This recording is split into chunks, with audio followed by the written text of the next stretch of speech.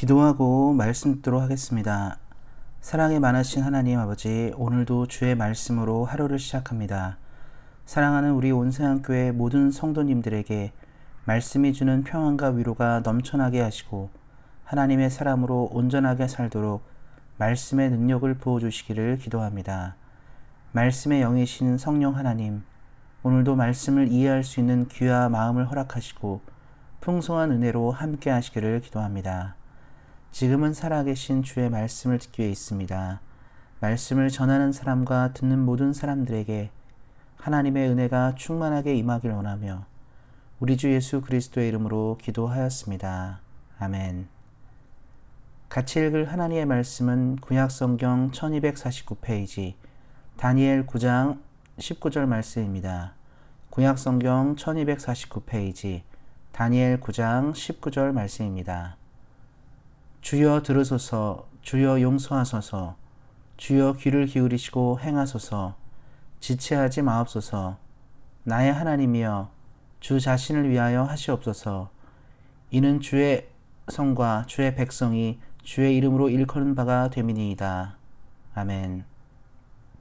오늘은 부흥을 위해 교회의 회복을 구하라는 말씀의 제목을 가지고 함께 은혜를 나누기를 소망합니다. 우리는 어제 부흥을 위해 하나님의 영광을 구해야 함을 배웠습니다. 예수를 믿는 모든 사람들의 발걸음은 과거나 오늘이나 앞으로도 오직 하나님의 영광을 따라 살아갑니다.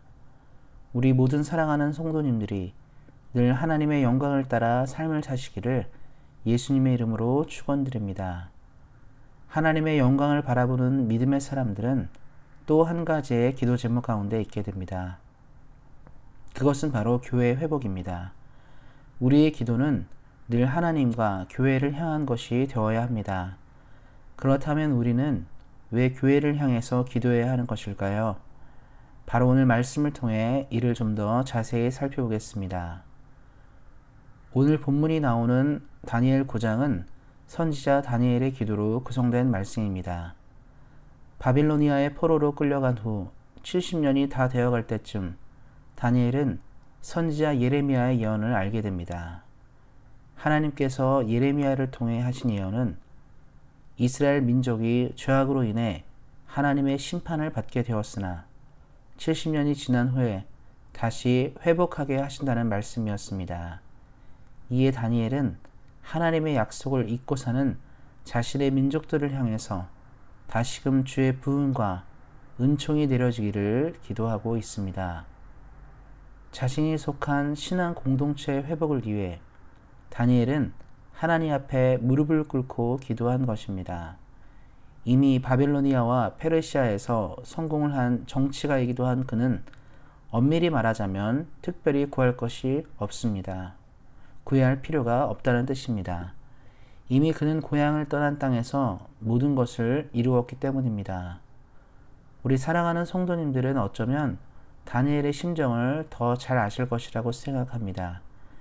이미 고향 대한민국을 떠나서 먼 타국 땅에서 정착하고 삶의 중요한 순간을 이곳에서 보내신 사랑하는 우리 성도님들에게 어쩌면 고향 대한민국의 뉴스는 먼 나라의 뉴스같이 들릴 때가 많을 것입니다.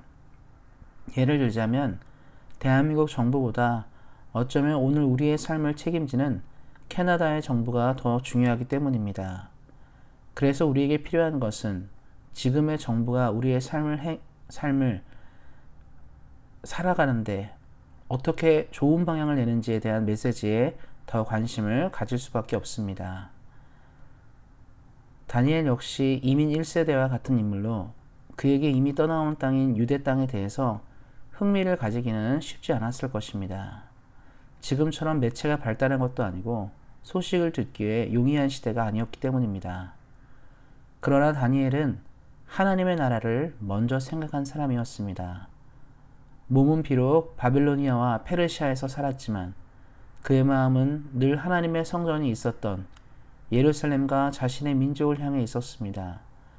그는 이스라엘의 신앙의 회복을 통해서 다시 한번 일어나야 되고 또 다시 한번 하나님 앞에 서야 됨을 늘 바라던 사람이었습니다. 그러던 중에 접한 예레미야의 예언은 그로 하여금 뜨거운 열정과 마음을 가지게 하였습니다. 하나님은 바로 약속을 성취하는 분이시고 하나님을 바라는 백성들에게 부흥을 허락하시는 분이시기에 그는 더욱 말씀을 붙잡았습니다. 이러한 다니엘과 그 시대의 하나님을 바라는 사람들의 기도는 결국 이스라엘을 70년 만에 자신들의 고향으로 돌아오는 역사를 맞이하게 만듭니다. 사랑하는 성도 여러분, 우리는 여기서 다니엘의 기도를 생각해 볼 필요가 있습니다. 그는 자신의 평안과 안녕을 위해 기도하지 않았습니다. 모든 것을 성취하고 누린 그였지만 늘 영적으로는 목마름을 가진 사람이었습니다. 한번 생각해 보시기 바랍니다. 조선의 마지막 때에 많은 사람들은 나라를 팔아먹어서라도 개인의 행복과 안녕을 추구한 사람들이 많았습니다.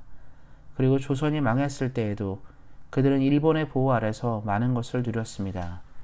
그들에게 주권과 나라를 잃은 백성들의 소리는 들리지 않았습니다. 자신들의 모든 것은 괜찮았기 때문입니다.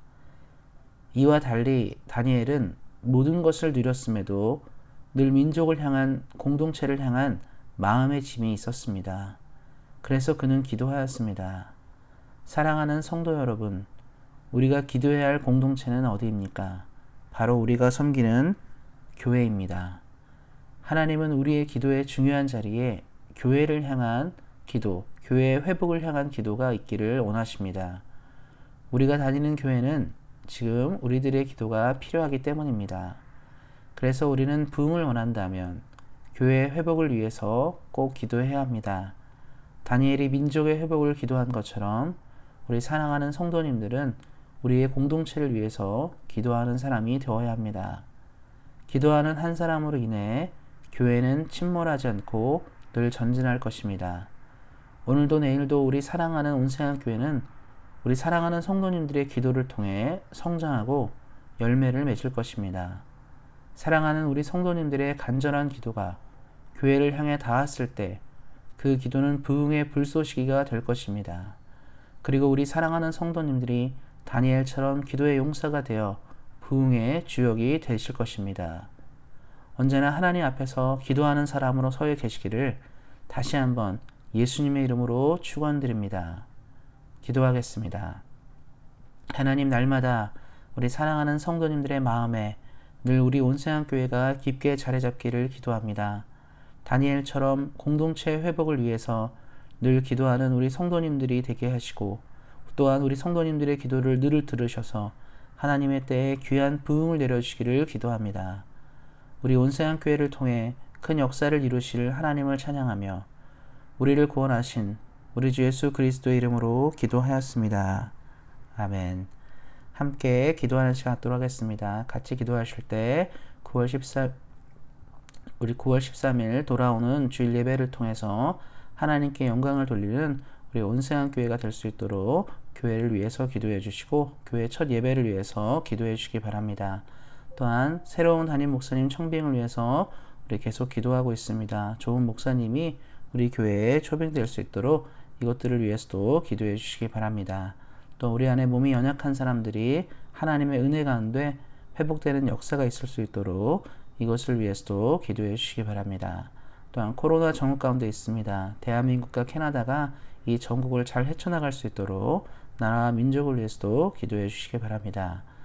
오늘 말씀처럼 우리 교회를 향한 사랑하는 성도님들의 간절한 기도가 늘 끊이지 않으시기를 다시 한번 예수님의 이름으로 격려드립니다.